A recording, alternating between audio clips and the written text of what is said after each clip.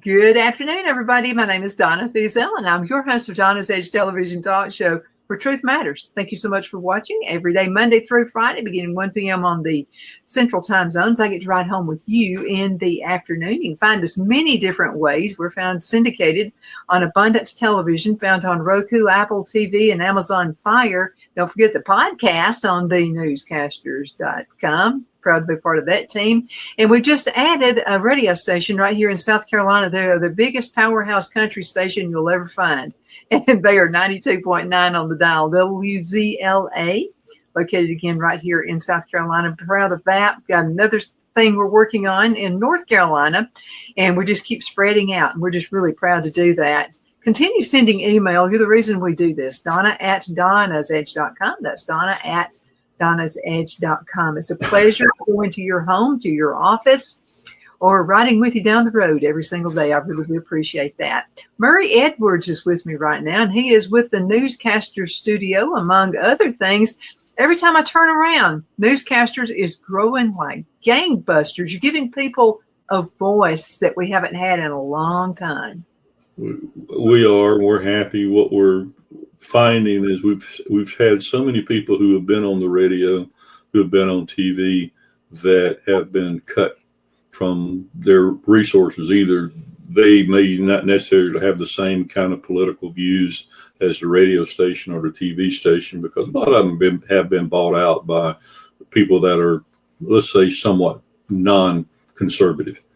And so we've picked, in the last couple of weeks, we've had several radio guys who do sports that are coming on, a couple of them that do news that are coming on. And I had a funny comment. One of my friends called me the other day, and he listens to shows, and he have a combination of things on the platform, folks. People could write articles, they can do radio, talk like I do, or they can do video like Donna does. You know, so you get your option. And he says, you guys are turning into your own network. Because we're having all these people from all over the country, and we've got our first foreign reporter from France that has put a couple of shows up now. So she's talking about what's going on in the European theater, I guess you might want to say, but primarily in France. So the footprint is growing. It's sometimes somewhat tedious, but it is growing, and couldn't be happier. We're providing, as you said, Donna, providing a voice that some people just don't get to say. Well, people want to hear this voice. They want to hear the truth. And we've heard this all our lives growing up. We're from the same era, Murray. And that's, if it sounds too good to be true, it is too good to be true. I mean, and it still holds true in these times. Sure. It's absolutely that way. And I don't know, I wanted to talk with you about the King's protests, the No Kings protest going on out there. And there's some areas I've been surprised at, Murray. When I was a kid growing up, Albertville, Alabama was one of them. When I was a kid growing up, it was Mayberry. It was nothing like none of this nonsense that's going on now. And another thing I thought was interesting, MSNBC put something out there, and they were showing thousands of people. Oh, yeah. But it was so weird. The trees weren't changing colors with the time of the year. It was springtime. That video was from 2017. Was that a Trump rally? I think so. It looked like a Trump rally to me. I honestly don't know, but I have people call me all the time, and they say there were 7 million people across the countryside at all these rallies. And I said, who's saying there were 7 million people?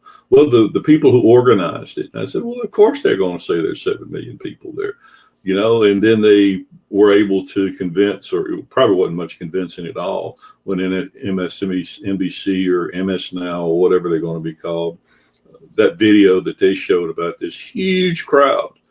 Well, that was fake, folks. That was from 2017. And a lot of other ones that they put out there were either computer generated or they were just outright fakes. I mean, yes, they had people out there. They had some unusual people, let's say, that were out there. They were funded by, or it was organized by an organization called Indivisible. And Indivisible has received roughly $8 million from the source, open source or open move on organizations. Mm-hmm. And there's 2 or 3 other ones. The communist organization was in there. DSA, which is Democratic Socialists of America, was socializing. Some of the unions were there. And the funny thing is, you know, Donna, there were several teacher unions that also provided access. And, you know, it's lovely to think that your teachers that, you know, that your kids are going to in elementary school or middle school or high school now, there were teachers sitting out there yelling and screaming.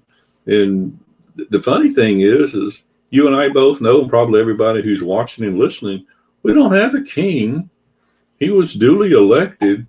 And if we did have a king, do they really believe that they could put on what they put on Saturday? We would not be allowed to have a protest like that if we really had a king. No.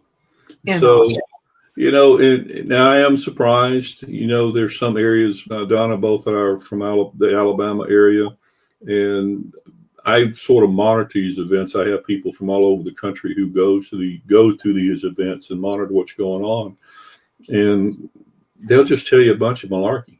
Uh-huh. You know, so I've heard from one source that they believe, based on fire reports and police reports, roughly 600 to 700,000 people actually showed up at these protests. Now, naturally, there are going to be more people at New York or Chicago or Washington, D.C. They're going to have the big ones, but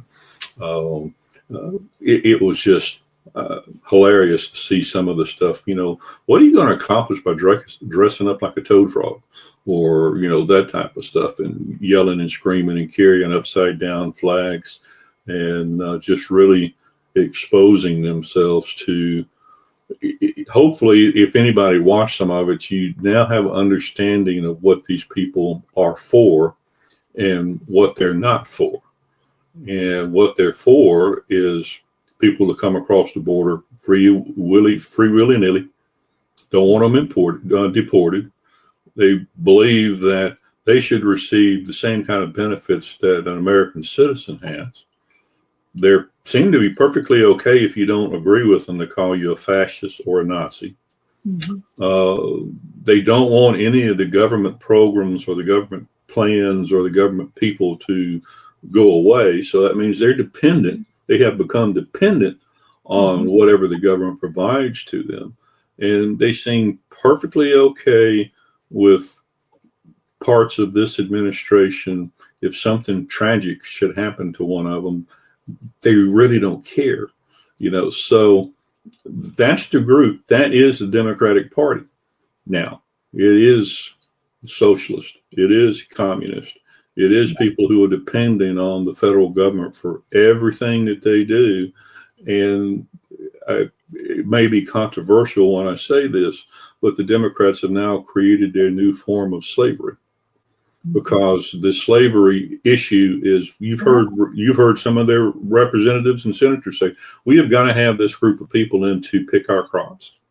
Well, what was going on during the early stages? You had the Democrats using minorities as slaves to do what? To pick their crops and to do this and to do that. So it's really sad. And I just hope people, you know, good people who understand, realize that this was nothing but more than a stage show, and they're only going to get worse. It's only but this is what I saw. I'm talking the real pictures, not the fake ones. Sure. The real pictures that I saw, I didn't see any of our black friends out there. Yeah, I didn't see any of them. And what I don't like, I've got a lot of black friends and they're smart. Mm-hmm. And this is what I don't like. I don't like the Democrats acting as if they're not smart, as if they're sheep that they can just tell and lead around by the nose. I'm just telling you, my black friends are smarter than that. Oh, yeah. I worked with several that ran for office here in the state. Sharp people, very sharp people. And in Montgomery, they've had this event in Montgomery now twice. Montgomery, Alabama, is minority is about 67% of that area. The first one that they had, maybe 200, 220 people there. There were four. You know, and I questioned, I said, I thought this was supposed to be of the community, people in your community, like Birmingham, Huntsville. Again, I'm speaking about Alabama, Mobile. Birmingham is minority. Birmingham proper is pretty minority. Very few showed up for these events. And the other shocking thing to me, Donna, is there's more, at the ones that I've monitored, there have been more senior citizens at these events than there have been 25 or 30-year-olds. I think the 25 and 30-year-olds have finally started to wake up to the fact that these guys who were telling us what they were telling us in college and whatnot are full of you-know-what. Not true. And they're starting to change. Now, there's still some there. But the one in Montgomery was probably 70% elderly, 63 to however older. And that's really stunned me. So do we have the hippy dippies from the time that you and I were growing up in the late 60s and 70s? Have they just migrated over and now, or they found their new cause? So let's go wave some flags. Let's turn some stuff upside down. And it's amazing to me. I'm sorry, I didn't mean to interrupt you, but the growth that here in our state, in the state of Alabama, with a couple of groups, I can see it in the larger metropolitan areas. I could see it on the college campuses, you know, because you got a lot of liberals on these college campuses. Even in the South, you've got a lot of liberals on these college campuses.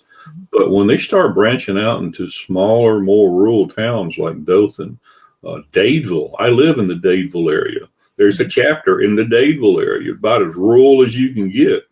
Opelika. They have charters now in Albertville, Gunnersville, Scottsboro, Athens, Florence. You know, so they have branched there out, and I guess they're finding people that I hate to use the word, but they're being brainwashed. They're totally being brainwashed from this stuff, and I'm sure it's occurring all over the country. I mean, there's some unusual people that are funding these efforts. And when you say that the Communist Party is involved and you see the Democratic Socialists of America involved, then you know where the Democratic Party has drifted. And that's one reason I believe that the shutdown is still in place, is because these people have been yelling and screaming at the Senate leadership and say, you vote to open the government, even though they depend on government programs. Sort of an oxymoron there, but you know, they don't want the government open. So, but one thing I'm seeing is classless women, and what I mean by that is the way they're dressed at these events. But not only that, I mean, I'm talking about old granny looking people who walk around shooting birds at people. Yeah, I'm like, if both my grandmothers were alive right now, they would not know what this. Both my grandmothers were, you know, they dressed classy. You don't have to dress like that now, but I'm talking about like my mother's mother. Okay, she loved the little black dress. She always wore a little black dress with pearls. I mean, that's the way she always dressed. And my other grandmother was the same way. If they could see how women are turning out at these events. They're shooting birds. They're wearing an F word on their shirts. No class. I mean, I don't know what to say about this. My grandmother was the same way. You never, ever saw my grandmother in anything other than a dress. And she didn't always have little beads around her neck, but she always had earrings on. And one somehow or another, we caught her one time in a pair of slacks and wanted to get a picture of it. And I thought she was going to beat me. I thought I was going to get beat over the head, from that. But I mean, it is amazing that the young women and the older women have just walked away from it. I had one flip me off one time. I was at one of these events down in Montgomery, Alabama, and she was coming across. She had a T-shirt that had "Indivisible" across it. That's another one of those groups that is driving this. And she looked like she was having trouble getting into her car. And I said, we're standing there, and I said, "May anything I can do to assist you?" And she says, "F off." I said, "I saw you sitting there talking to the police officer. So, I'm going, ma'am, all I'm trying to do is help you get into the car. I mean, gee whiz."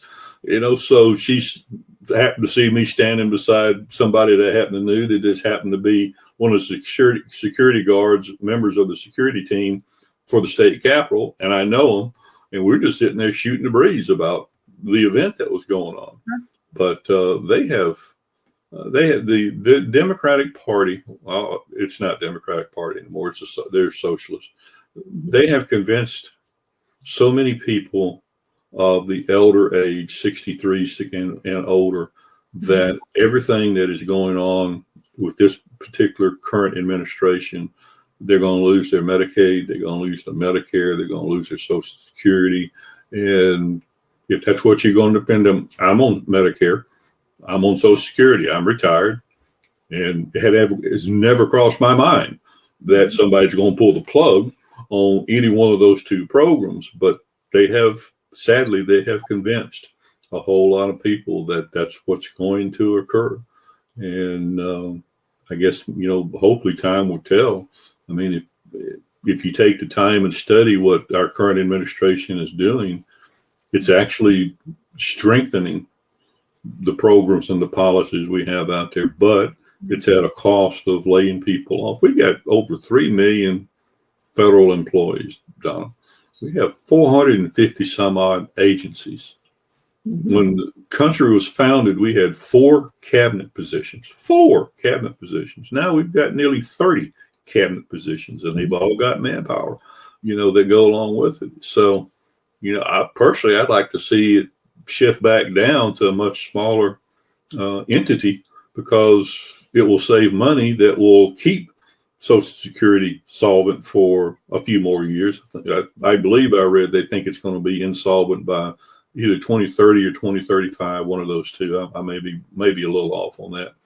And they're feeding all these people who have come over here illegal. They're all on Medicare. No matter what the Democrats say, Medicare is picking up the tab for some of these people who are here illegally. This is no, well, California's got SoCal. Well, that's their version of Medicare. But when they run out of money, they've got to go to the federal government to get refilled. And there's already been reports that, billions of dollars have been given to people who just don't deserve it. I mean, no, and this money we earned. I mean, this is money okay, I want to talk about the women again for just a minute. Okay, sure. I can bash women because I am one. I'll let you do that. Well, I think you'll agree with me on this. Okay, a lot of what you're seeing, if you're going to these events, are the women who were they didn't wear bras. I mean, they were bra burners and all this kind of stuff, and they were I hate men. I mean, they're of that nature. You know what I mean? Well, they grow up to be like very unclassy. I'm mentioning that word again, and it's just the appeal that they have. But what I want to ask these women, they talk about women's rights. You're taking their rights away. Did they not feel that Joe Biden was taking women's rights away when men started playing in women's sports and winning the sports? It stuns me, because if you make a comparison of the damage that was done by the previous administration just across the board, I mean, you could pick anything, and it was just messed up completely. And what's occurred during the first 9 months of the current administration, the things that are being fixed, it's just amazing. And you're absolutely right. I mean, people went nuts when he signed the executive order saying men can't play in women's sports. We want to protect the girls. We want to protect the women. Set up your own little group. I mean, what a person does internally or for themselves, hey, that's their own business. I may not agree with it, but that's their own business. Yeah, but don't start forcing that on people who don't necessarily agree with you and feel like you have a right to do it, because you don't. If you're a male and you do this, whatever this transition into one of the 72 different genders that the Democratic Party says it exists now, 72 genders. Well, I never would have thought about that. But I'm not seeing that. But my point is the women who you're allowing it to happen. Women, sure. You say you hate men. You say that women have a hard time. I'm for women's rights. I am, within reason. I don't think I should be passed up for a career choice just because I'm a woman. I don't believe in that at all. But what I don't believe in is when you have girls who are in a beauty contest, women who are in any kind of an Olympic, whatever, and they're being overturned by men who want to be, because they're too weak to win in a men's competition. So they want to be in a women's competition so that they can win. Well, of course they can win. I mean, you could beat me down. If you and I arm wrestled, I wouldn't even try. Marie, sure. I mean, it's nonsense. And it's okay to acknowledge that. It's okay to know that. But I don't think it would be fair for you to compete with me in a woman's contest either. It would never cross my mind. The beauty pageants also, to me, are a figure of imagination. I mean, how can a man dressed as a woman win a beauty contest, a Miss Universe contest, a Miss this or Miss that type situation? And the funny thing is, on social media, I'm on social media a lot because of some of the things that I do. You've got some of these men now who have transitioned, and they say, well, normal men should date us. They should not be concerned about dating us. Well, there was a situation that just occurred not too long ago where I can't remember exactly what country. I want to say Australia, but I may be off. This young man picked up what he thought was a woman and started doing what, men and women do when they're flirting with each other and all this kind of stuff. Well, apparently this person took this other person back to, I guess, his hotel room or whatnot. And the other person tried to keep saying, well, you can't do this, you can't do that. I'm on my, I hate to say it, monthlies, so you can't do this. Yeah. Well, he did it trying to do it anyhow, and he found out real quick, holy moly, you're not what I thought you were. and so he pushed this individual down, and the individual got up and just beat the crap out of him. You sit there, and the man who was pretending to be a woman at that particular time got arrested for misleading the man, saying, yeah, I'm a girl. And it's a strange world out there.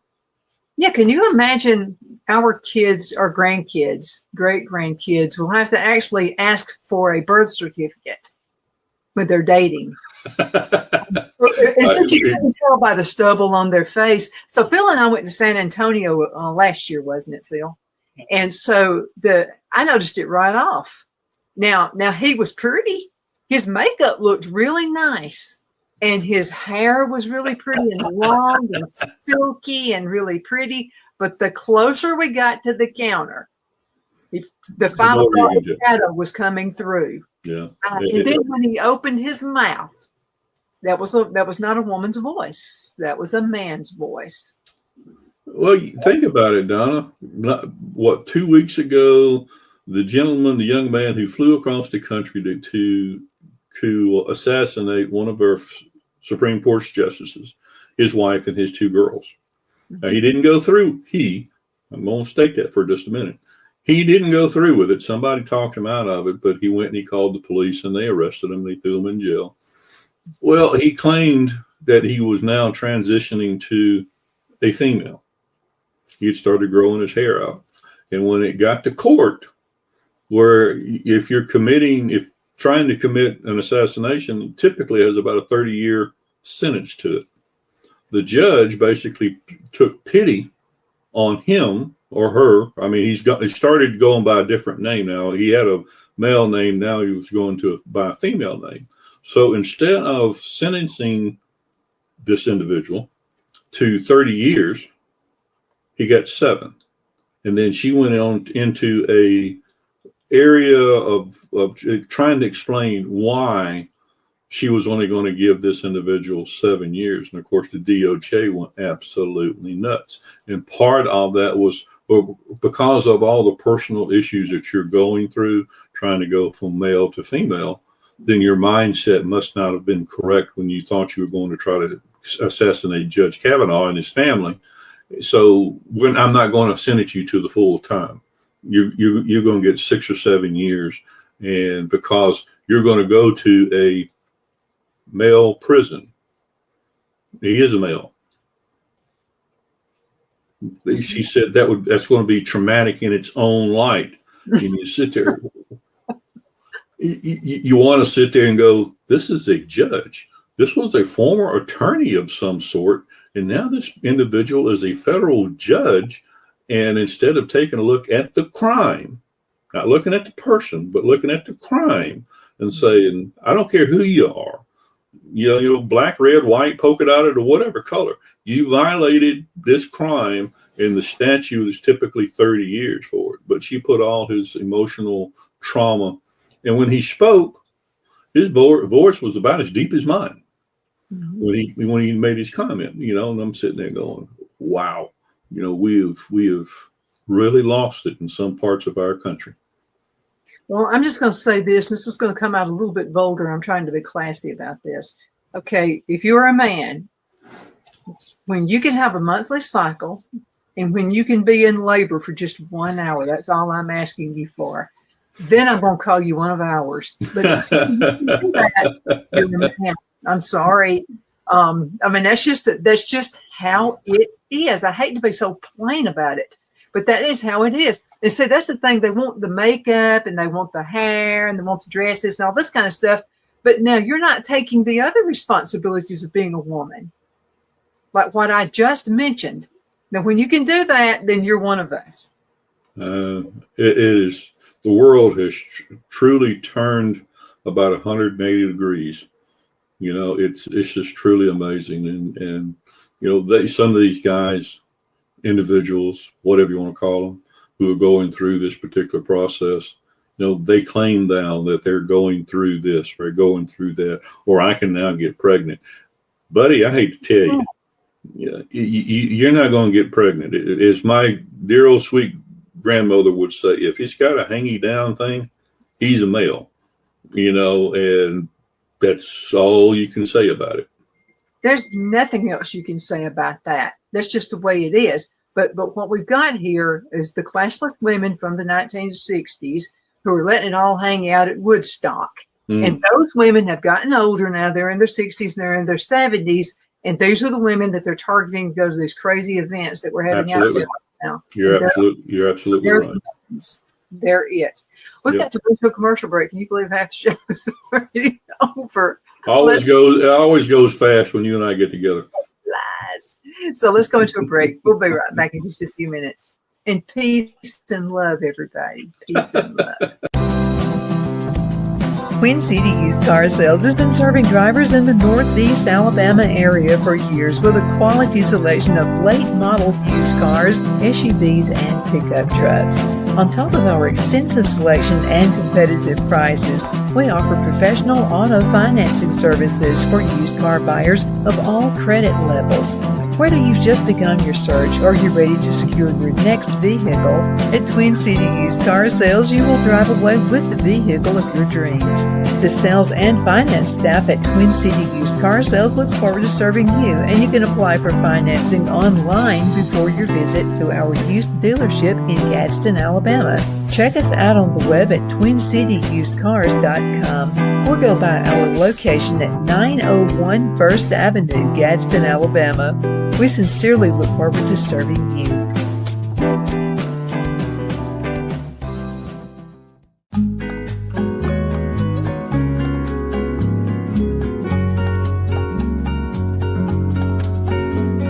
Lamone's Mexican Restaurant, located in Henniger, Alabama, and voted Best Mexican Restaurant of DeKalb County, Alabama 2020, we're here to serve you with authentic Mexican cuisine. Order easily online by going to lamonsmex.com or call 256-657-3999 to place your order. We're open Sunday through Thursday, 11 a.m. to 9 p.m. and Friday and Saturday, 11 a.m. to 10 p.m. Whether you're celebrating a cozy date night for two or a celebration for a crowd, at Lamone's you'll love our atmosphere and friendly servers. Thank you for dining with Lamone's Mexican Restaurant.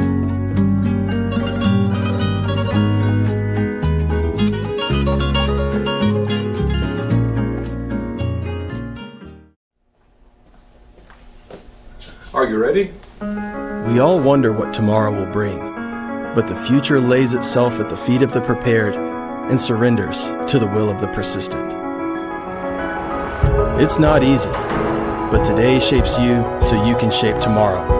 With Northeast Alabama Community College, when the future asks if you're ready, you can answer yes. Begin your future at Northeast Alabama Community College. We're back. My name is Donna, and I'm your host of Donna's Edge television talk show where truth matters, and we're just speaking it just the way it is. You know, I'm pretty sure I do some things that people get hacked out about, and I'm pretty sure of it. And, but I mean, be you, whatever that is, but, don't make me like it. I mean, if you're used to some things I should probably go to therapy for. I'm pretty sure of it. It's probably everybody at one point in their life sits there and go, wow, that's weird. Maybe I need a little help and just figuring out, why can't I accept that? Or, I'm going, no, that's just crazy. No, I'm not going to, but it is what it is. And unfortunately, we've had, some in the younger generation that, bless their hearts, the stuff that they've been taught. I mean, even at one of these rallies, one of these No Kings rallies, there was a teacher. I don't know if you saw the picture or not. The video has been out. She, as cars went by, and somebody apparently went by holding a Trump flag, Trump now, Trump forever type situation. Mm-hmm. And she pulled her fingers up and started doing this number. So she was alluding to the fact that she was talking about Kirk, about what happened. And this is a teacher. When they looked her up, she was a teacher. This is the kind of individual that is teaching your children or your young adults. There was another gentleman who was a teacher, was yelling and screaming, saying, everybody's got to go get guns. We've got to shoot all these people of ICE. We've got to find them. We've got to shoot them. We've got to kill them. That was another teacher that was on a loudspeaker system screaming at one of these events. And you sit there, of course, the teachers' unions was part of. Of course, they're part the of event. it. I mean, the NEA, and there's one other teachers' union group that's part of it. But they had teachers at this thing. And it's one thing if you want to participate, but when you start making signals and signs that you're happy that an individual got killed, or a group of people who are just trying to enforce the laws in the country, that they all should be tracked down, they should be doxxed, their families should be doxxed, they should be shot and killed. I mean, you've seen it. We've had 3 different situations now just in the last 2 or 3 months where ICE agents have, and again, they're just doing their job. The local politicians basically are calling them the Scapo, brown shirts. And we've gotten so many people somehow or another, maybe it was always this way, I don't know. We've got so many people now that seem to be so mentally challenged that they take that as a sign because it's coming from a political official or it's coming from a person of authority. It's coming. So it's going to be okay if I go out and I load up a rifle and I go shoot somebody. Mm-hmm. It's scary. It most certainly is scary. I mean, just knowing, but okay. So I want you to do this. In South Carolina, this is not a perfect state, guys. It's not perfect, but I'm just going to tell you, I'm loving it here. So what they've done is the school teachers here in South Carolina, I mean, you're probably seeing it all over Facebook. This one lost her job. That one lost their job. Mm-hmm. He lost it. You're seeing it all over, but they just won't put up with it. I mean, it's just you're a school teacher and you think Charlie Kirk or anybody should die. You think that you need to be out of the school system. Yeah. They're getting rid of them right and left around here. It happened at a couple of the universities here in Alabama where professors or people, department heads, had come out and said some really cruel and nasty things.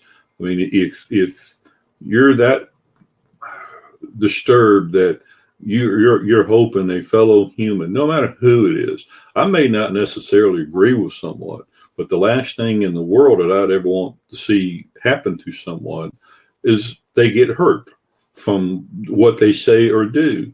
Now, it doesn't happen quite as much, it doesn't seem like, on one side now. The people who are getting hurt and challenged are the people who are conservative in nature, or they just sort of want to be left alone. They may speak their mind, but they'll be threatened. You know, I should get to speak at groups across the state. I've had my taillights broken out simply because I talked about the Constitution, of all things, the Constitution and the Second Amendment and the First Amendment, and have people yell at you because, you know, they don't support it. And other parts of the Constitution, you know, the president's got too much power. He can't do what he does. Well, yeah, he can. You know, Article 2 tells everybody that the president has some pretty strong powers to equate to, that he can do these things. And I mean, I had one, and I didn't notice it, but when I pulled out, I noticed instead of seeing sort of reddish on my taillight, I saw this little sort of hole, and I'm going back there, and obviously somebody had gone out and broke my taillight. You know, so it's a shame. It's a dangerous world out there now. It used not to be this way, and to try to explain why, I honestly don't know, Don. It really is. It's a scary world out there now. Yeah, but I'm also talking about the people who are at these events. You don't. There was a time back in the 70s. Let's just say that was my era. You didn't want to be called stupid. You didn't want to be called well, that's an oxymoron. What I'm talking about is some of the costumes that people were wearing at this event over the weekend. There was one I thought was funny, and it had a bunch of court jesters in it. And I'm like, well, how that's appropriate for you to dress like one. Absolutely. I mean, you've got the right uniform on. And then another one, there was a whole bunch of people dressed up like sheep. So that one was confusing. I was like, are you dressing up for sheep because you're a sheep, or are you calling us sheep? I mean, maybe that's one of those 72 genders. I don't know. There was one group that rolled out a huge thing that looked like the Constitution. And all these people got down, and instead of being ice, they dressed up like lice. And they were rolling all over this bottom part of the Constitution. And I didn't get to see all of this video that somebody said. I had it sent to me, and I'm going, is this real? And he says, Murray, I wouldn't send you anything if it wasn't real. Second guess this stuff. I'm like, am I seeing things? Is this AI that's, and this is something that we know is going on. First of all, you've got your lunatics who want us divided. They want us to not be with each other. They want us to not agree. They want us to, and this is something that just ticks me off beyond belief. And this is that Christians hate gay people. I hate hearing that. Yeah. It irritates me to no end when somebody says that. Because we do not hate gay people. As a matter of fact, everybody knows my dad was gay. So do you think I hated my dad? I did not hate him. I loved him with a passion. I mean, and there are quirks that everybody has, is what I'm trying to say. But to try to divide us, and that big lie out there is that we hate people who are not like us, that's a lie. I agree. I mean, as I said earlier, I may not particularly agree what you do behind the four walls of your home, but and if you leave your life, and I know several people who are gay, wonderful young men and women, they just go about their daily lives. You know, people who know them know what, how they live and what they live, and I've had conversations with them. They're intelligent people. And they feel, and to a certain extent, they feel the same way I do, and they say, look, we're going to disagree with certain things, but we ought to be able to have an open dialogue with each other, whether you agree or disagree, and talk things out. So maybe this person who may be confused about how this person lives and vice versa, to, just have an open discussion. So when it's all said and done, you can go, okay, we can still disagree to disagree. Let's go get a cup of coffee someplace. Sure. You couldn't have been more different than my two grandfathers. One was a Democrat and one was a Republican. But they never fought with each other about it. They'd sit on the front porch and talk about it. Sure. That's what they did.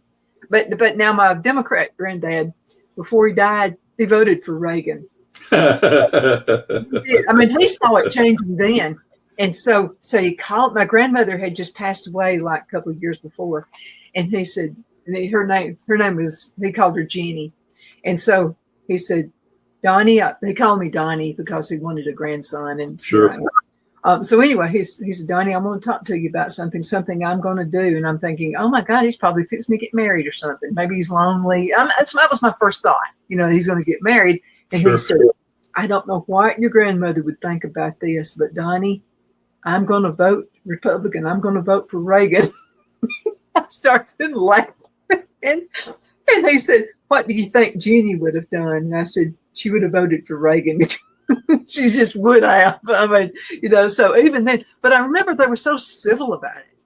And so they would call each other Mr. Bearden and Mr. Shears. Mm-hmm. They never called each other by the first name for some reason. I always thought that was crazy. But even at a young age, they had me all interested in politics. Sure. I was a little kid, and I would sit there and listen to them talk about, so my granddad Bearden would say, well, Mr. Shears, what about the Republican? Why are you a Republican? And then my granddad would just answer it.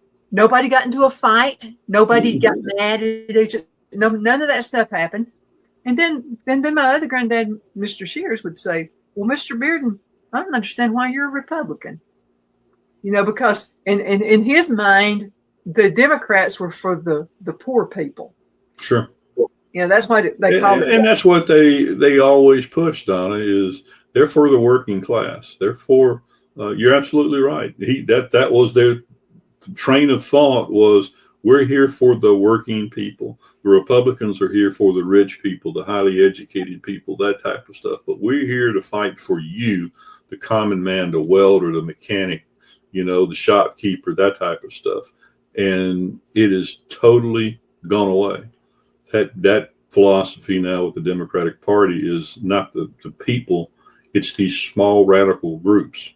Mm-hmm. They think that they can win if they go lock arms with these radical organizations or groups out there, and they have walked away from, in my opinion, they have walked away from the lower class. And that may be a wrong choice of words, but the middle class, the people who have been working, who pay their taxes and do this. The Democrats now are, even though Bernie, calls everybody on the Republican side oligarchs, they've got the Democratic Party has got a bunch of oligarchs out there that, it's okay for them to throw money their way. But, if we got a couple of rich folks on the Republican side, oh man, they're oligarchs here. You're catering to those people. The comment that irritates me the most that comes from them is, because we have a higher education, we are smarter than you. And you should listen to whatever we do, whatever we say, because we know better. We've got that college degree. We've got a PhD. We've got that. And you lowly, welders, mechanics and whatnot, you just can't grasp the world, like we have. And it's just sad in so many different ways. Okay, let me tell you my thought process about that. If you give me a choice, you, Murray Edwards, if you say, Donna, I'm going to give you a choice. You're going to be on an island with somebody, okay? It's either going to be a prepper or it's going to be somebody from Wall Street. You better believe hands down it's going to be the prepper. Because the prepper knows how to survive. Absolutely. I've got a prepper. Do you know Ron Foster, by the way? I recognize the name. Okay. Oh man, this guy is brainiac. He has written I've got all of his books right here. He has written 6 books, and I have every single one of them. He's a prepper. He is smart to the core. I mean, this guy has it done. And so he's always talking about if something happens to the grid, what can people do? And I said, well, how do you think it would end, this whole thing, if something happened to the grid? And he said, you and I would survive. We'd make it. We'd make it okay with it because we know we're self-sufficient. We know how to do things. We know what a seed is. We know these simple things. He said the people who are not going to make it are going to be your so-called people with all the degrees and all this kind of stuff who can't walk around without no walking around gum chewing sense. I mean, I agree. And my granddad used to always say that. They would say, you know what? During the Depression, there were Wall Street people were jumping off of buildings. Sure. Who survived? There's most of the country folks out there who knew how to plant a seed and how to harvest it. Yep, I agree. It's really changed, and he's got a little over 3 years now. I just hope he has enough time to change the mindset because we're seeing now more younger generations, and you hate to say it, but Kirk did a lot of that. He challenged. He went to the universities. He went to the towns, and he's challenging a lot of these young men and women. And we are seeing a resurgence now, I think, of these 21, 22, 23-year-olds to say, everything that we've been taught is, from our schools, from our educators, is incorrect. I'll never forget it. I did an event up in North Alabama. This young man was there. There was about 40 or 50 people. When I got done, he came over and wanted to talk to me. And he said, Mr. Edwards, I want to thank you. And I said, well, appreciate you coming. So I just want to let you know that I once was a pure out and out communist socialist. I'm going to do what now? Then why are you here? And he said, well, I need to explain to you so you can help explain to everybody. He went to one of the local colleges. And he graduated, and he started to work with his brother. His brother ran a construction firm. Mm-hmm. I found out within 6 months, everything that I'd been taught in college was just a bold-faced pile of you-know-what. And he said, we have got to find a way to get that message out. He was 21, 22 years old, nice young man, smart as a tack. Mm-hmm. We have got to find a way to get that information out to the 21-year-olds, 22-year-olds who have spent 3 years, 4 years, 8 years in college, whatever, and help them understand that there seems to be a mission inside the educational system to make sure that either this race or this race hates each other, because this race was called a burden or whatever you want to call it to this race. Mm-hmm. And all this stuff within CRT and DEI and all this kind of stuff, that is just taken a whole generation of young men and women and just torn them apart. Mm-hmm. It has. It actually started in our generation. I came home one day to my grandmother, and I said, what happened to all of our wealth? And she said, what are you talking about? And I said, well, where's our antebellum home? I mean, and we had slaves, and she said, we never had a slave in our family. She said, we were slaves, if you want to look at it that way. She said, we worked out in the cotton fields. Sure. She said, where did you hear that? And I said, at school. And this is in the 70s now. Mm-hmm. I said, at school. And she said, that's an out and out bald-faced lie. Yeah. I said, that is true. And I said, but they're teaching it in school. And she said, it's a lie. Yeah. She said, that is nowhere near the truth. Yeah. I remember when one of my daughters was, they would rotate. One year it would be world history. 1 year, the next year it'd be Alabama history or something like that. And one of my daughters came home from school. I think she was a senior, and she had her history book. But inside the history book was a stack of papers like this. And I said, what is this? She says, well, my teacher doesn't think that what's in the textbook is correct. So she gave us this piece of and I started flipping through it. And what it was happened to be a minority teacher teaching history. She did not believe the way the Alabama history book had been written. So she decided to put it in her own terms. And I went and confronted her after I read. I was nice to her and said, what is this nonsense? oh, everything is in that book is incorrect. And I said, yeah, but it was approved. Now we're going back a few years. Everything in this book was approved. And I said, well, I don't agree with it, so I'm going to teach this. So I happen to know the principal of the school, and I went into his office and I said, you got to get rid of that teacher. I mean, she is just telling these kids, 17, 18-year-olds, a bunch of bold-faced you-know-what, because I read through it. And he says, yeah, I can't, Murray. And I said, why? He said, she's got tenure, so I can't get rid of her. You're not the only person who's come into this office and complain about what she's teaching. And I said, well, my next question is going to be, and he said, yes, I'll get her moved to another history teacher. But you're right. It's been going on for quite a while. Now, I went to a little private school when I went to high school. So, I mean, we didn't have but 100 people in the whole school. And it was pretty pointed. I mean, boom, boom, boom, boom, boom. Mm-hmm. But I'm sure some of it occurred outside that in some of the higher, the big league schools, the high schools that had 500, 600, 700 kids in the school. So, mm-hmm. Well, it's just total, utter nonsense. Yes, ma'am. About. Yes, ma'am. It is. But so many things that we're being told now about each other in different classes, Mm-hmm. And here's this thing about, Donald Trump is all about himself. Do you remember when he was elected the first time? And there was a news article that came out, and I thought it sounded like kids in like elementary school, the playground.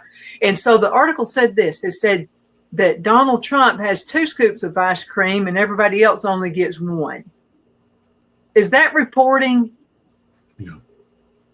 I mean, what's that to report? I mean, well, that's the problem with mainstream media. There's only a handful of media outlets and paper outlets that you can really take what they put on paper or what they put on the air, that you can actually listen to it, because they'll take sound clips or clips of somebody's speech, and part of that clip may be, if you don't hear the end of the clip, the first part of the clip or the end part of the clip maybe doesn't sound very good, but when you put them together, they make all the sense in the world.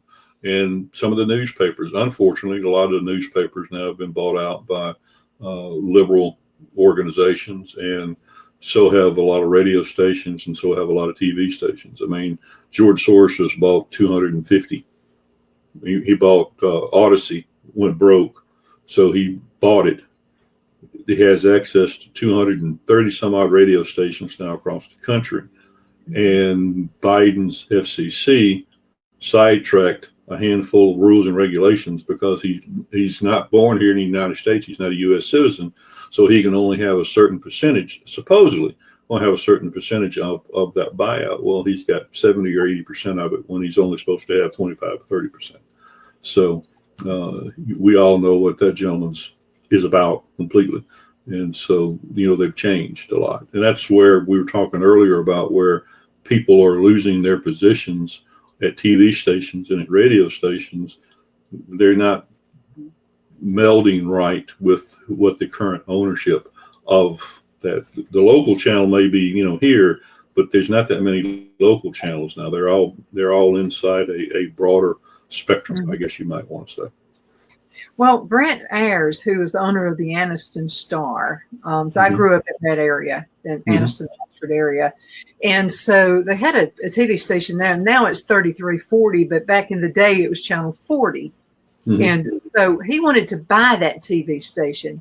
Well, he wasn't allowed to, because they said you could only own so many media, and this was back in the 90s, the 80s and the 90s, somewhere around in there. And so, but I thought he was kind of odd. Because I remember it was back in the 80s, and I owned my own business, and so I was a member of the Chamber of Commerce, and we were all talking about this. Okay, so on the front page, front page of the Anniston Star, he had this up there, that Anniston per capita had the most murders in the United States.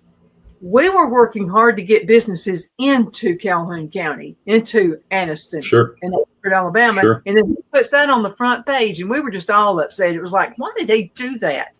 Why did he put that? I mean, it looks like even if it's like he was proud of it. wouldn't you have kind of hidden that in the back section somewhere? You would think, yeah, you would think that. But so how many businesses were, it would be like Ferguson. Who'd want to put a business in Ferguson? I mean, who would? I wouldn't, sure. Not with the rights and everything that happened. So we were all talking about all the work we've done to build it up and to attract businesses to come into Calhoun County, Alabama. He ruined it. Sure. I mean, he just ruined it with that stupid front page article. And then later on, I'm gonna have to send you something. So later on, he got in trouble. Some of his past employees were talking about how he spanked them. So we started calling him Spanky. So, but yeah, that's something I never heard before. Yeah, I'll send it to you. So I mean, I couldn't believe. Now I was around him a lot, and he took all these really neat trips to Africa, and I love animals, and I love Africa and all that. Sure. And so he bought cell phones from me. And so I would always have to go help him with something. He was a perfect gentleman to me, though. He never anything out of the way to me. But he probably knew I'd slap the heck out of him if he tried. But anyway, that's funny.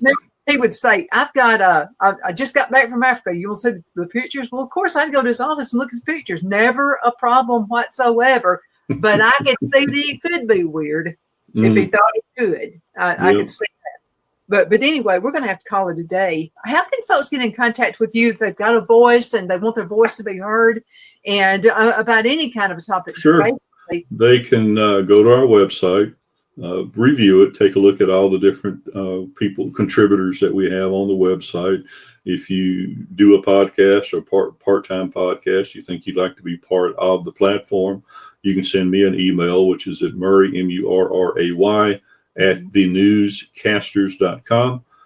Tell me what you're trying to try to do. And if you're truly interested, you already have a podcast, but you'd like to be on our platform, fill out the application that's on the homepage. It's up at the top. Just give us all the information that you have, or a quick bio, what your show is going to be about, how often are you going to do it? And then I'll take a look at it. And if everything meshes right, we'll set you up a studio and let you start sharing whatever you want to share.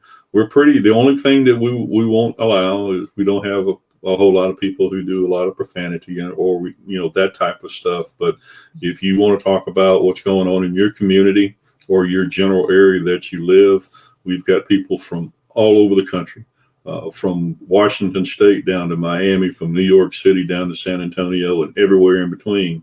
That some talk about national issues.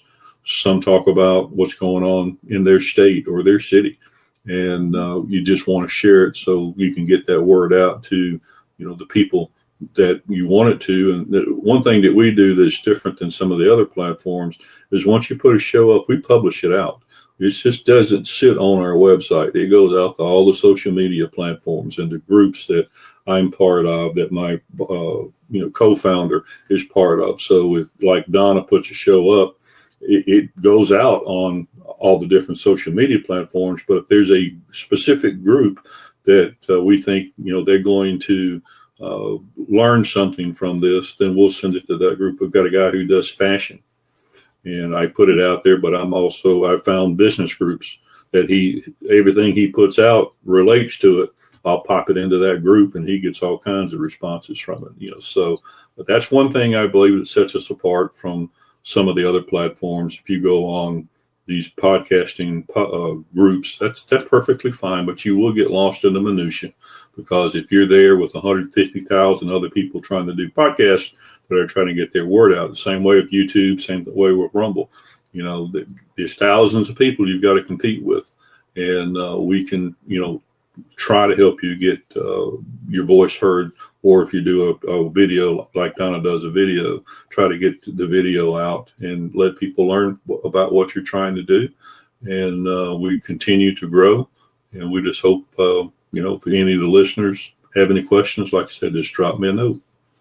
I'm tickled to death to be part of it. And thank you so much for letting me be part of it. Definitely appreciate that. Thank you, Murray, for being with me on the show. And thank you guys so much for watching. You're the reason we do what we do. Continue sending email. I love them. Donna at donnasedge.com. Donna at donnasedge.com. We're going to have to call it a day. We'll be seeing you guys later.